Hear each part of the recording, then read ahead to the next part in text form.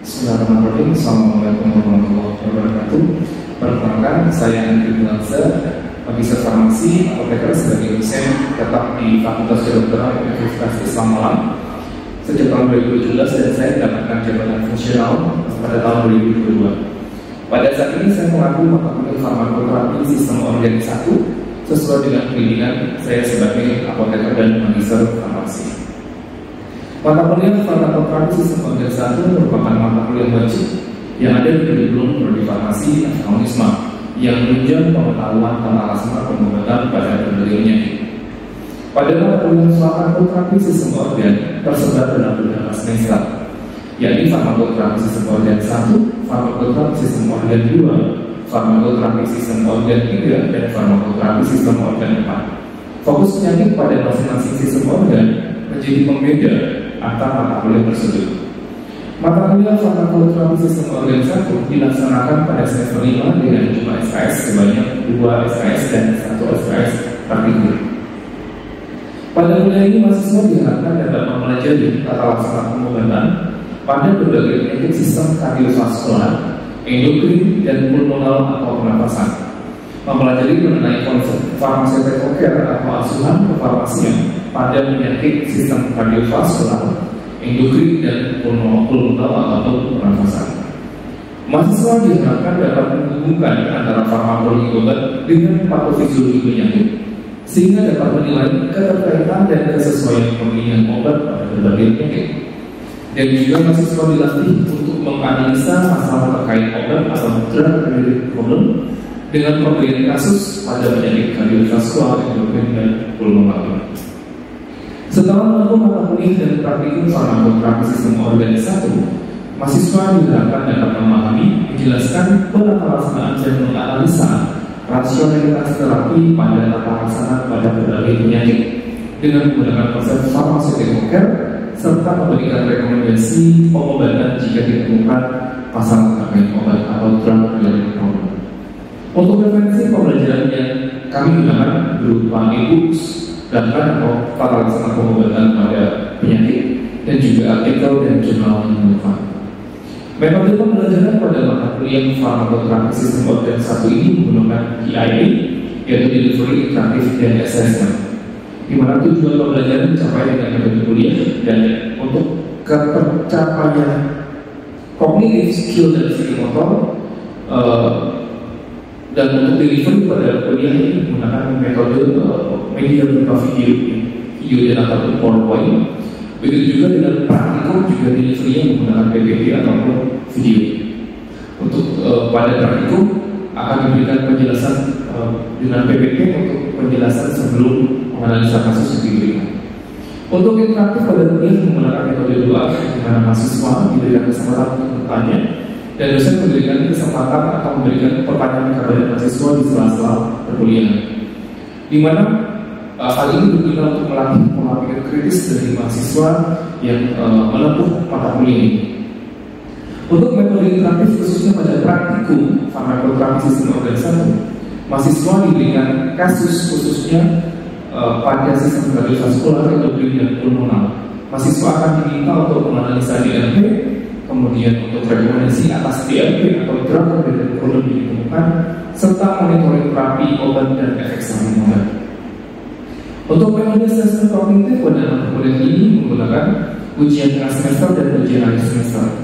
Untuk assessment point penilaian pada mata kuliah farmakoterapi sistem organ 1 terdiri dari 10% untuk hadiran, 10%, 20% untuk penugasan, yaitu penugasan terstruktur untuk membuat makalah tentang rasionalisasi dan alasan pemilihan obat pada penyakit tertentu, 35% untuk ujian tengah semester, 35% untuk ujian akhir semester. Sedangkan assessment poin penilaian untuk praktikum farmakoterapi sistem organ 1 terdiri dari 10% kehadiran, 5% pretest, 25% presentasi dan laporan kasus, 30% ujian tengah semester, dan 30% ujian akhir semester. Demikian penjelasan singkat mengenai profil saya dan mata kuliah farmakoterapi sistem organ 1. Berikut adalah video pembelajaran saya mengenai farmakoterapi pada penyakit hipertensi. Bismillahirrahmanirrahim. Assalamualaikum warahmatullahi wabarakatuh. Waalaikumsalam warahmatullahi wabarakatuh. Sebelum kita mulai perkuliahan pada hari ini, ada janji kita mulai dengan Al-Fatihah dan doa awal perkuliahan. Kita mulai. Bismillahirrahmanirrahim. Alhamdulillahirobbilalamin, arrahmanirrahim, maliki yaumiddin, iyyaka na'budu wa iyyaka nasta'in, ihdinas siratal mustaqim, siratal ladzina an'amta 'alaihim ghairil maghdubi 'alaihim waladdallin. Bismillahirrahmanirrahim. Allahumma sholli ala sayyidina Muhammad wa ala ali sayyidina Muhammad walhamdulillahi rabbil alamin. Allahumma akhrijna min dhulumatil wahmi wa akrimna bi nuril fahmi waftah lana abwabal ilmi wa zayyinna bil akhlaqil hasani. Rabbi zidni ilman nafi'a wa rizqan wasi'a halalan thayyiban mubarakah waj'alna min ibadika sholihin bi rahmatika ya arhamar rahimin. Wa sallallahu ala sayyidina Muhammad wa ala ali sayyidina Muhammad walhamdulillahi rabbil alamin. Allahumma sholli ala nuril anwar wa sirril asrari wa tiryakil aghyar wa miftahil babil yasari sayyidina wa maulana Muhammadinil muhtar wa alihil adhari wa ashabihil akhyar adadani amil bahri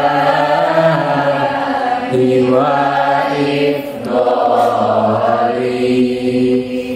adadani amil bahri wa ifdali.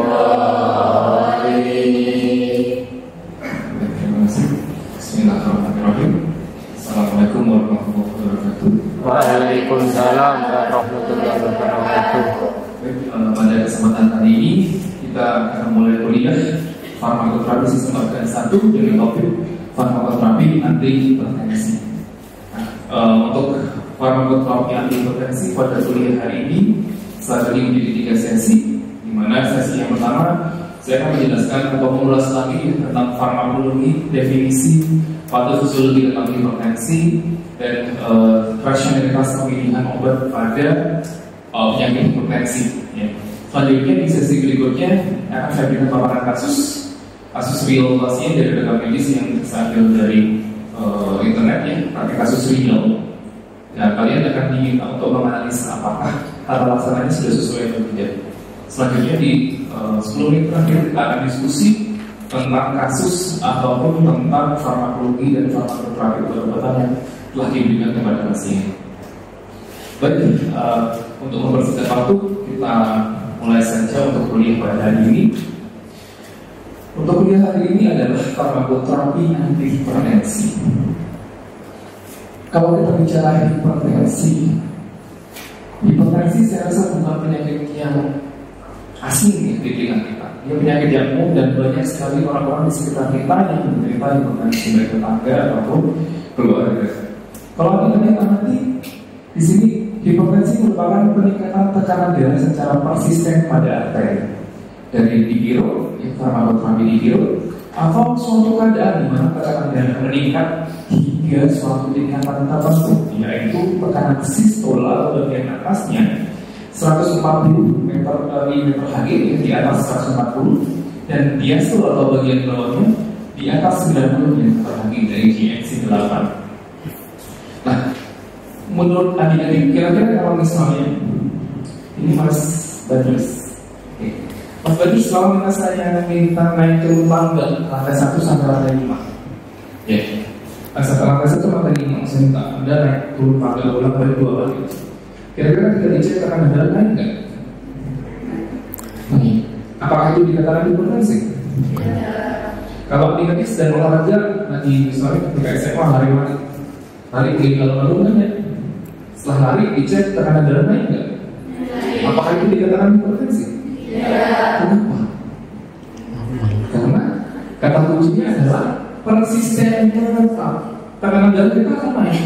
Ada jalan kalian berlari, kalian ketakutan tekanan darah akan naik. Tapi yang tidak menetap. Tapi kalau menetap kuncinya adalah persisten, maka itu dikatakan hipertensi. Nah, ini pengklasifikasian, ya. Pengklasifikasian tentang tekanan darah. Kalau kita melihat dari GNC 8, klasifikasinya adalah dibagi jadi sebagai berikut: dikatakan normal, pre-hipertensi, stage 1 dan stage 2. Ya, kalau adik-adik amati dibagi dengan 6 ya. Normal kurang dari 120, untuk yang sistoliknya pre-hipertensi kurang dari antara 120 sampai 139, stage 1 140 159 dan stage 2 bisa dari sama dengan 160. Kenapa kita harus tahu pengklasifikasian ini? Karena akan mempengaruhi tata laksana. Tata laksana hipertensi, kalau kita bicara farmakoterapi kita gunakan data yang bisa GNC, ESC, European Society of Cardiology, European Society of Hypertension, dan kita bisa gunakan International Society of Hypertension. Nah, kalau dari GNC kita mengacu ke GNC, maka konsepnya stage 1 unkomplikated tanpa ada penyakit penyerta itu menggunakan satu tata laksana. Sedangkan kalau stage 2, ya stage 2 unkomplikated minimal 2 jenis obat. Tapi kalau adik-adik mengacu pada ESC, ISH, ESH, dia tidak melihat staging. Di awal hipertensi terdetek, mau stage berapapun minimal 2 jenis obat. Nanti kita bahas, saya tunjukkan. Nah, ini saya ambil dari Perki. Tapi ini juga sama dengan yang ada di European Society of Cardiology, European Society of Hypertension, dan International Society of Hypertension. Nah, ini lebih banyak lagi ya, tidak bisa perhatikan nanti. Konsep utama kalau kita lihat adalah kalau kita lihat back slide ini dulu. Nah, untuk yang pre-hipertensi dia masih modifikasi lifestyle, tidak menggunakan tata laksana untuk yang GNC. Nah, kalau kita lihat di sini juga berarti untuk yang normal tinggi pun tidak menggunakan obat-obatan selama dia bisa modifikasi lifestyle masih berhasil. Etiologi untuk hipertensi penyebabnya 90% itu idiopatik. Ya, idiopatik tidak ketahui penyebabnya ataupun kita bisa sebut dengan genetik ya, beberapa mayoritas genetik atau keturunan. Dan 10% itu sekunder disebabkan oleh penyakit dan obat-obatan yang salah satunya kortikosteroid. Nah, komplikasi untuk hipertensi banyak yang sering didengar adalah stroke, kemudian ada henti jantung, serangan jantung, gagal jantung, ini juga chronic renal failure atau gagal ginjal. Jadi hipertensi itu berbahaya. Seringkali kalau kalian anak muda zaman sekarang saya lihat penggiat media sosial, kalian banyak berselancar di dunia. Kalian pernah dengar nggak kalau banyak yang menyampaikan bahwa jangan minum obat darah tinggi, nanti bahaya bagi ginjalnya. Pernah dengar? Kira-kira benar nggak informasi itu? Tidak benar. Yang menyampaikan juga bukan tenaga medis. Ya. Justru kita harus minum obat penurun tekanan darah supaya nggak terjadi gagal ginjal. Nah, oke. Ini untuk tekanan darahnya. Kita lihat tekanan darah merupakan perkalian antara cardiac output dan tahan kolesterol. Nah, cardiac output itu merupakan volume darah yang dikembangkan oleh jantung dalam setiap menit. Di mana cardiac output atau curah jantung merupakan hasil perkalian antara heart rate atau denyut nadi dengan stroke volume atau volume sekuncung. Volume sekuncung merupakan volume darah yang merupakan volume jantung dalam setiap kontraksinya yang mulai antara stroke volume dengan cardiac output.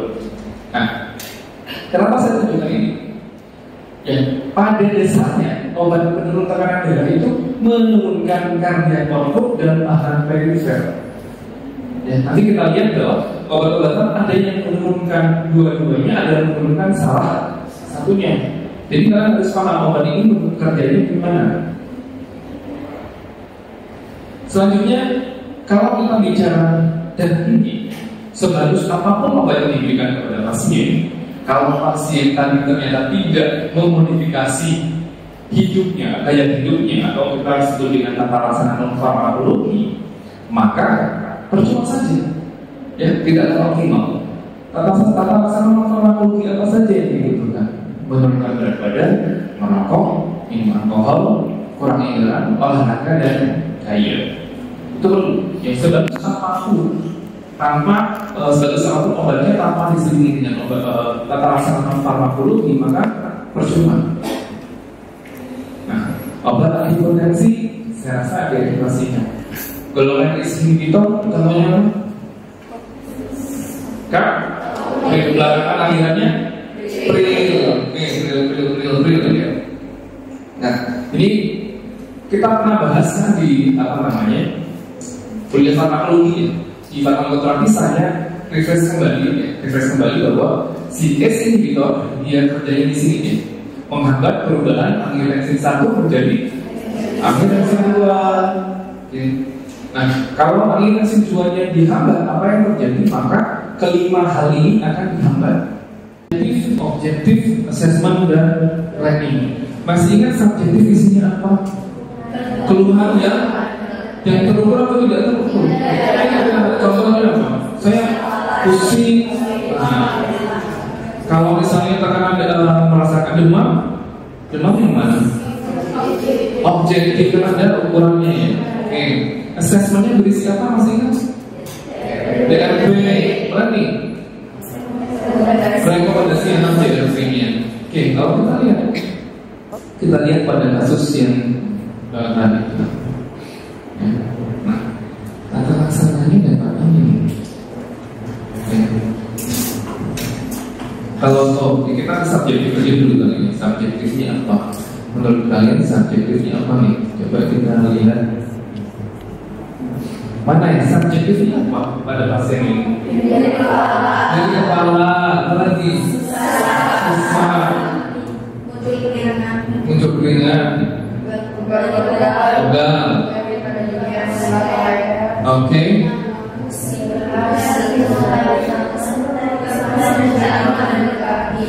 Oke, baik. Kemudian kalau sekarang di bagian ini.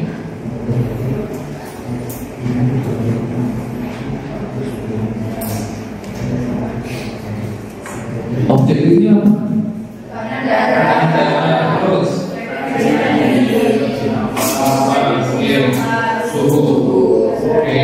Terus ini juga pemeriksaan penunjang ya, juga masuk. Nah, kalau kita amati di sini deh, dan kita laksanakan. Ya, kita kan sudah belajar pharmaceutical care ya di konsep pharmaceutical care. Kalau adik-adik amati, pasien ini dapat narkotik, amlodipin, metformin, glibenclamid, simvastatin, simvastatin seharusnya dari vitamin B12. Ada yang mengangkat tangan satu orang menyebutkan satu jenis permasalahan pada obat ini dibandingkan dengan pasien. Oke, tidak salah.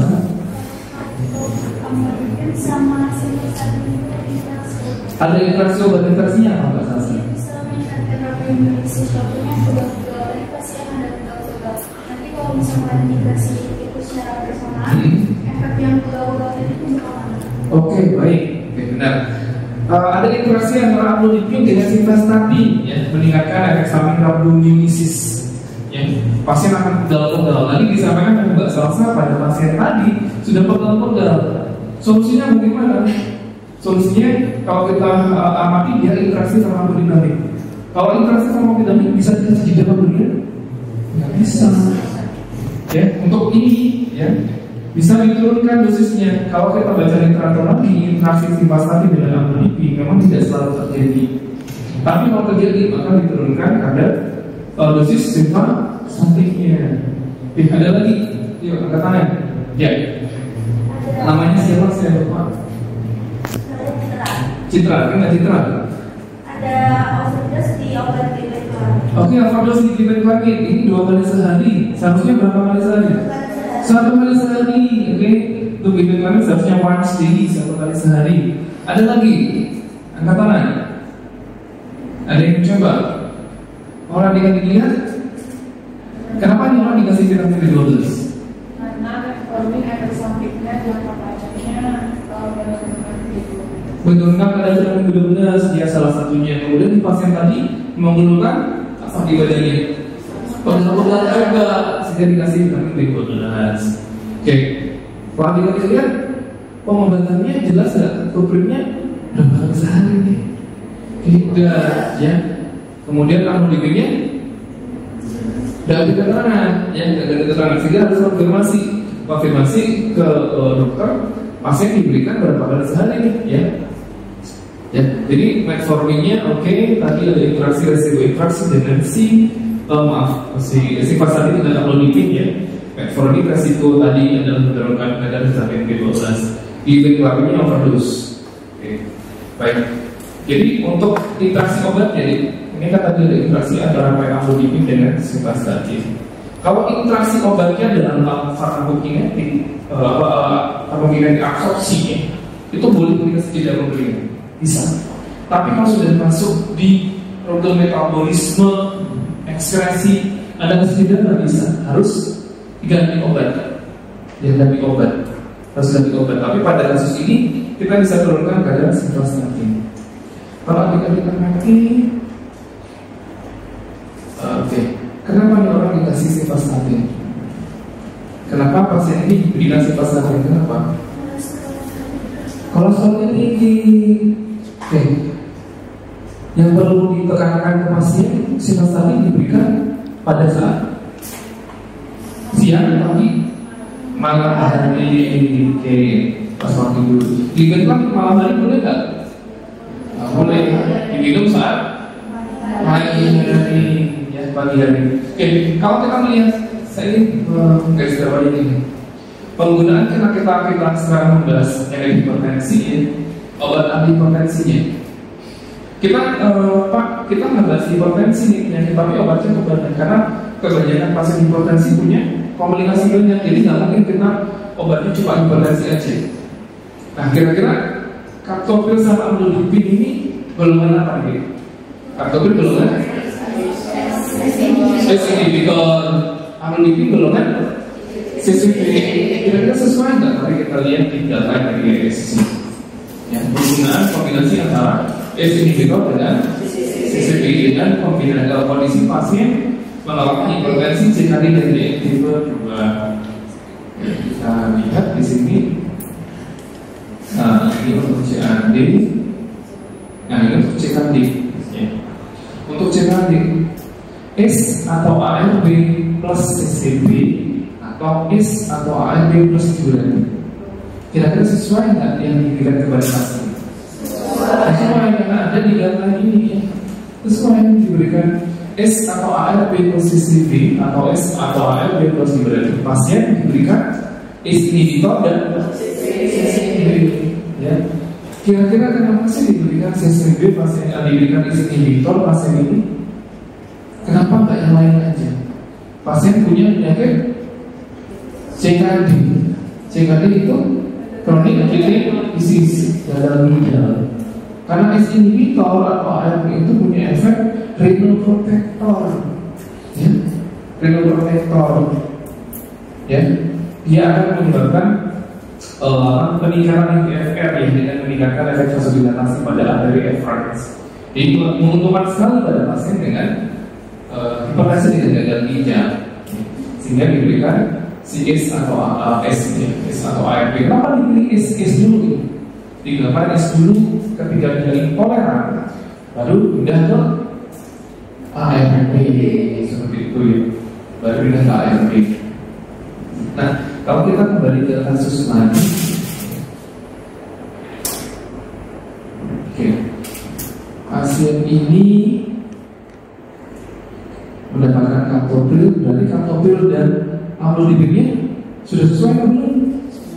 Sudah sesuai. Metformin sudah jelas aturan makannya, larinya lagi ditemukan overdose simvastatin ya, simvastatin satu simvastatin dari 2012. Oke, dari kasus ini kira-kira ada yang ingin ditanyakan nggak? Silakan. Ya, silakan. Kita Alfa. Tadi itu hasil sebelumnya kan ada minum captopril. Itu dikasih captopril itu apa? Tidak apa? Oke. Pasien dikasih captopril tadi di awal kita lihat. Ada tulisan apa di riwayat pengobatannya? Nah, dikasih captopril. Diberi captopril tapi tidak ada perubahan. Apakah boleh dikasih captopril tetap? Kira-kira kita harus menganalisa. Kenapa captopril di sini tidak memberikan efek pada pasien? Karena pasien kedua nggak bisa satu jenis obat. Ya. Mau diberikan amlodipin, diberikan apa, nggak bisa diberikan udara. Ya, sehingga diberikan captopril. Jadi captoprilnya tetap masuk dengan kombinasi captopril dan amlodipin, inhibitor dan CCP. Oke, baik. Apa namanya, pertanyaan bagus dari Pak. Ada lagi yang bertanya? Ini Pak Salsa. Saya ada minum jamu kota dewa itu. Jamu kota dewa itu berinteraksi dengan obat-obatan lain. Oke, kita lihat jamu kota dewa. Ini di riwayat pengobatan. Mengkonsumsi jamu kota dewa untuk pengganti kemih. Jamu itu sebenarnya sebelum menjawab pertanyaan dari Mbak Salsa ya, kalau jamunya kita harus tahu komposisi jamunya apa supaya tahu dia ada infeksi atau tidak. Ini kan riwayat dan tidak dijelaskan apakah pasien masih mengkonsumsi atau tidak. Nah, jamu itu sebenarnya bagus saja untuk membantu dalam pengobatan ya, membantu pengobatan kerja dari obat-obat kimia. Namun sayangnya seringkali ada produsen nakal yang mencampur jamu dengan bahan kimia obat. Nah, ini untuk pengganti biasanya dicampur dengan kortikosteroid, di mana kortikosteroid itu efek samping jangka panjangnya adalah meningkatkan tekanan darah, meningkatkan gula darah. Ya, saya nggak tahu untuk yang ini yang perlu di cross check nanti apakah dia mengandung BKU atau tidak. Tapi kalau menjawab pertanyaan Mbak Salsa, apakah jamunya berinteraksi? Kita harus tahu komposisinya. Kita cek ya, komposisinya apa. Kemudian kalau ada interaksi sebenarnya dihindarkan seperti itu. Oke, untuk pertemuan kali ini mungkin sampai di sini ya. Kita lanjutkan nanti di praktikum, kita berikan kasus lagi yang lebih banyak. Nanti adik-adik diminta untuk mempresentasikan kasus untuk hipertensi dengan berbagai komplikasi. Kalau di kuliah kita berikan hanya 1 atau 2 kasus saja, dan untuk praktikum kita berikan banyak kasus. Ya. Kita berikan format untuk SOAP dan sebagainya untuk di kasus atau di praktikum farmakoterapi sistem organ satu ini. Baik, terima kasih dari saya. Kurang lebihnya saya mohon maaf. Kita tutup dengan doa kafaratul majelis. Subhanallah wa bihamdihi, asyhadu an la ilaha illa anta, astaghfiruka wa atubu ilaik. Assalamualaikum warahmatullahi wabarakatuh. Demikian video pembelajaran kuliah untuk farmakoterapi sistem organ 1, khususnya pada farmakoterapi obat hipertensi. Dan pembahasan kasus mengenai tata laksana penyakit hipertensi. Kami akhiri sampai di sini. Terima kasih. Wassalamualaikum warahmatullahi wabarakatuh.